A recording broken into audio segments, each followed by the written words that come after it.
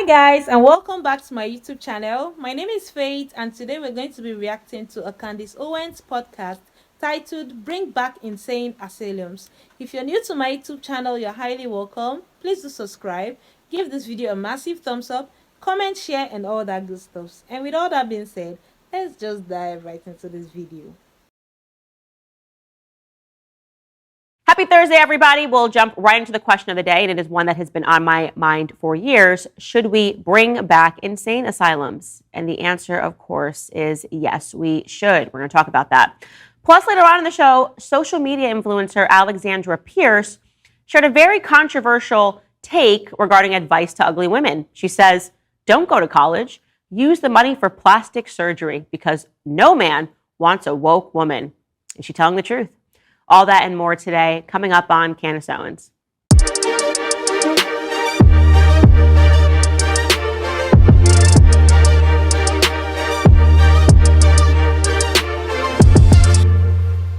So obviously, unless you have been under a rock, you are aware that right now there is a massive manhunt that's underway in Maine, after a mass shooting that spanned 2 locations last night, left at least 22 people dead and 30 people wounded. Unbelievable. Insane. So I will spare you the back and forth banter of you having to make the effort to find the back and forth banter between the right and the left on this. We'll just go through it very quickly. Okay. Thoughts and prayers. That's what they're probably starting with on the right, to everybody that has been injured, everybody that is dead. The left is going to jump in and say, F your thoughts and prayers. We need gun safety now. Now. We need gun safety. People on the right will jump back in and say, guns don't kill people. People kill people. People on the left will say, the NRA? Yeah. You have blood on your hands. Contact your state representative right now. We need common sense gun laws. Back to the right. I bet this guy was known to the FBI. Probably. We already have laws that are in place and these people are not abiding by them. More laws is not going to fix the issue. There you are, you guys. You are welcome. Now you don't have to play on Twitter and hear what people are saying back and forth to one another because it never changes. It is rinse and it is repeat. Now, here's what I want to say about this. First and foremost, it is an obvious tragedy. And obviously, it is always okay for you to offer your prayers to people that are suffering, to offer your prayers to people who are going through this, and to pray for people that are not victims right now, right? The people that are terrified, probably locked into their houses, sheltering in place because this person has not been caught. Now, the individual that they have highlighted as a person of interest, his name is Robert Card. You have probably seen his picture circulating everywhere that you get your news.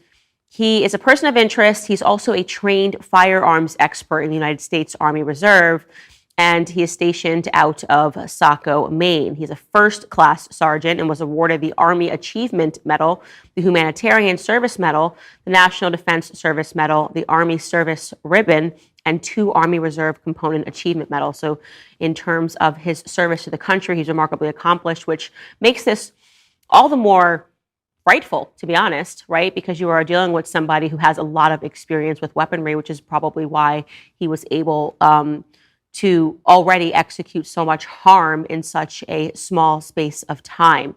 Now, something that I was really struck by in this is the fact that the news is reporting that he came forward himself recently and said, I am having mental health issues, right? We talk a lot about people that serve in the military coming back with PTSD. Well, in this particular instance, he self-reported and said that he was hearing voices and hearing threats to shoot up the National Guard base in Saco, Maine, right? So he comes to somebody and he says, somebody is telling me that I should shoot up the National Guard base in Maine. What should have happened here, right? Forget your left, right arguments. What should have happened in a circumstance where somebody is telling you that I wish to impart harm on somebody? Well, I'll tell you what did happen. They did all that they could do.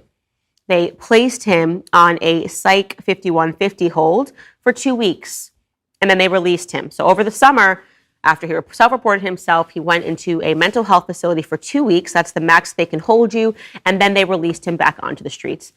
And here is why this deeply upsets me for a lot of reasons. First and foremost, it deeply upsets me because this is obviously a tragedy that could have and should have been avoided. And yet we are all waiting with bated breath to see how much more tragic it is going to get. It upsets me because children were involved. Children will now have their lives completely different. Having to experience a horror like this, if you were at a bowling alley, and suddenly a shooter breaks in and starts spraying bullets. I'm going to introduce you guys right now to a young 10-year-old girl named Zoe Levesque, who fortunately survived this tragic incident. Take a listen. It's just like shocking. Like it's something that you think would never happen. I never thought I'd grow up and get a bullet in my leg. Why? Like, why do people do this? I was more worried about, like, am I going to live? Am I going to make it out of here? Like, what's going to happen? Are the cops going to come? First and foremost, she's absolutely adorable, and I'm just encouraged by the fact that she seems like she's okay, and it's important to hear that message. Why do these sorts of things have to happen? The answer is they don't. Especially when somebody walks in and self-reports themselves and says that I want to commit a mass shooting, because that's what this individual did. This person of interest walked in and said, I want to commit a mass shooting. And so they did whatever they could do in terms of putting him on a psychiatric hold. But that shouldn't be all that you're allowed to do after somebody tells you that they want to commit a mass murder. Once upon a time in this country, we used to have insane asylums where we used to hold people that had these sorts of thoughts, right? We were allowed to hold them against their will for a very long time. And then what happened was that there was a new dawn in society where we are no longer able to recognize mental illness. In fact, we now live in a society where we encourage mental illness, where we say we have to have compassion toward the mentally ill, not toward their victims. No. The compassion must be awarded toward the mentally ill. So you have a grown man who wants to dress up and play like he's a 6-year-old. Well, get him a TikTok and millions of followers. Because isn't that just something wonderful to see? You can be whatever you want in today's society, including openly mentally ill, right? And we will award that, and we will roll out the red carpet. And we will talk about this exercise of compassion, never considering what might be on the other end of that, which almost always is victimhood in one capacity or the other. When you have people that are openly telling you that they are into sexually deviant behavior, maybe they should go into an insane asylum. Maybe they shouldn't be awarded with things. Maybe they shouldn't be platformed. Maybe we shouldn't pretend that it's not a mental illness, right? But no, we live in a different world now. Why do I care so much about this issue, right? A lot of people think it's because, you don't like this or you don't like that because you're hateful. Well, I'd like to remind you guys that many moons ago, we did an episode. It was actually episode number 54 that was entitled My Stalker Story. And I'm not going to take you through the entire thing. Again, if you're interested in hearing all of it, it is episode 54, or you can type it on YouTube, My Stalker Story. But essentially, I get a lot of hate, obviously, on the internet. People send me threats all day, every day. But one person in particular stood out not many years ago, 2.5 years ago, where he began emailing me virtually 100 times a day, sending me emails, making it clear that he believed in his mind that he and I were in a relationship, okay? He was convinced that we were in a relationship. He was convinced that my every tweet and my every post on Instagram was actually some sort of a coded message that was directed to him. So he was responding to my every tweet. He'd send an email and he'd say, I saw this. I could have said anything in the tweet.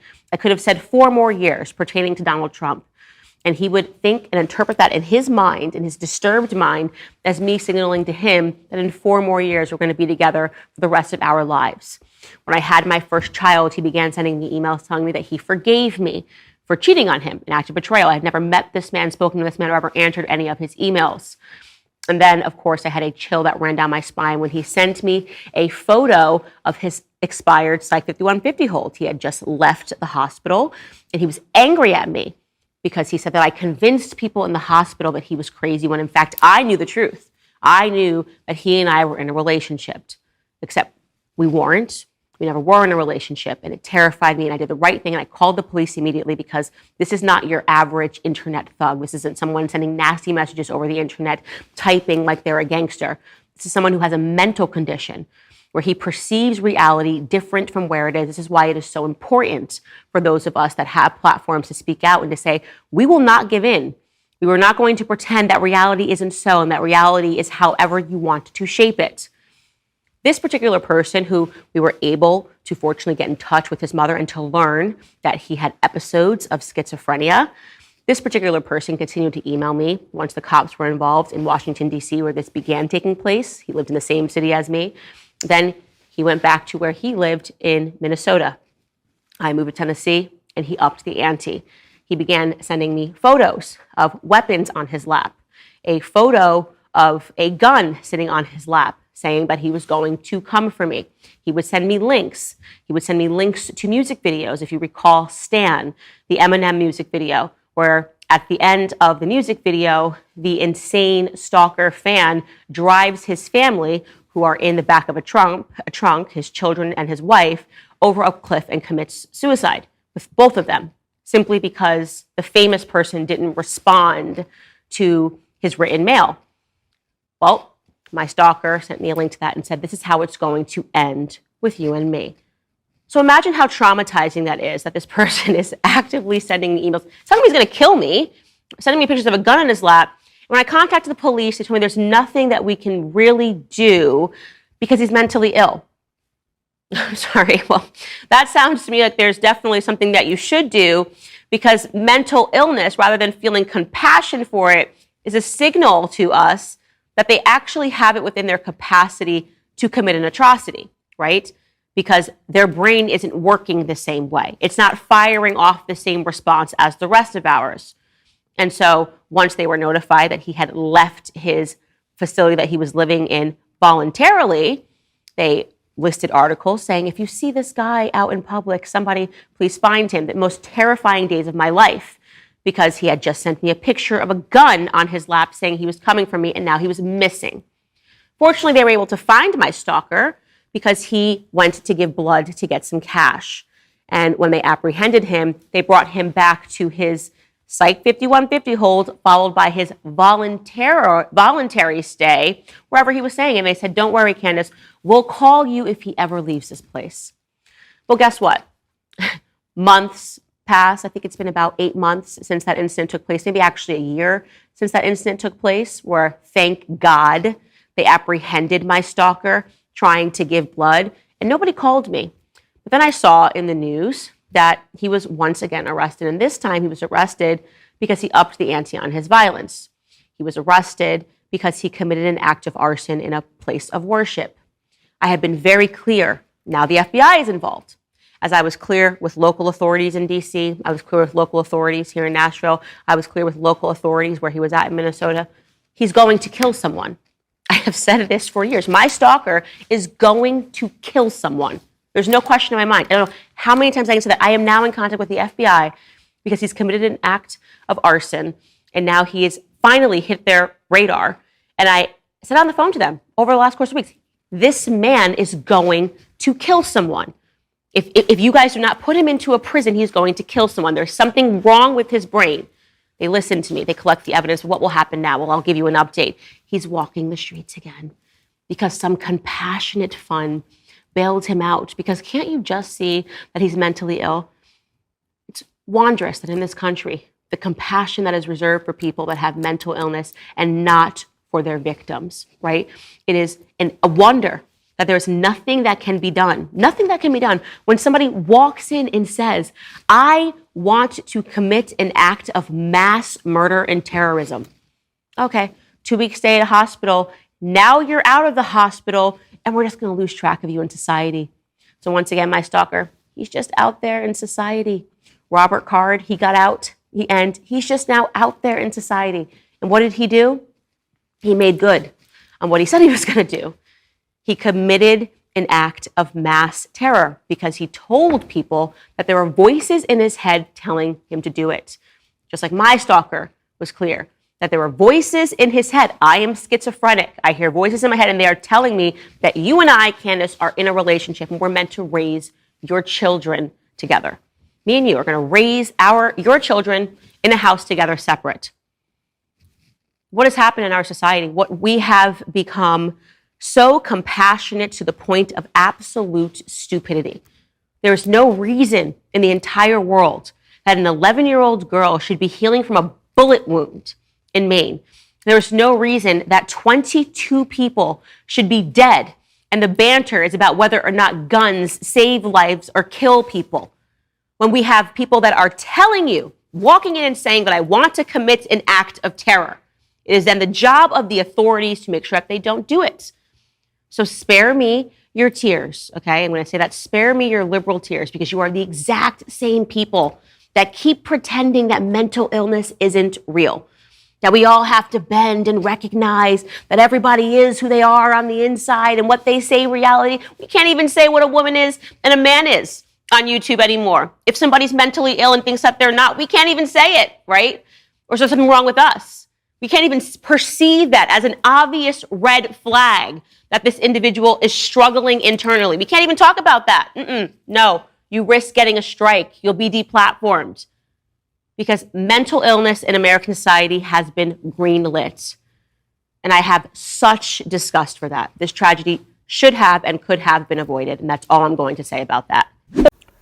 Wow, guys, that was really a very good and interesting topic. I really enjoyed listening to Candace Owen speak, and I loved her comments and her thoughts about it. I really enjoyed reacting to this, and I'm sure you all did too.